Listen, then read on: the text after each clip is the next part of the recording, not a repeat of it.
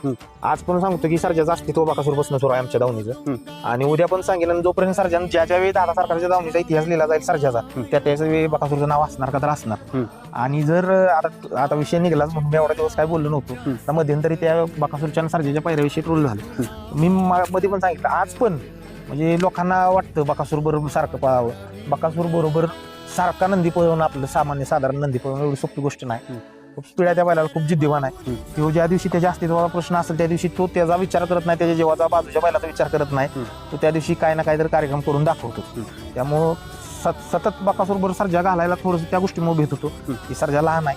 आणि जर बकासूरच्या बाबतीत आपल्या मनात थोडीशी जर शंका किंवा कुशंका काय असती, तर आज तो अखंड महाराष्ट्राचा नवर या बैलगाडी क्षेत्रातला देव आहे. ज्यांच्या घरात बैल नाही ती सुद्धा लोक त्याला देव मानतात. त्या देवाच्या बाबतीत जर आपण थोडंसं जरी आपल्या मनात कुशंका असती, तर एवढं गवगवीत यश आपल्याला भेटलं नसतं. आज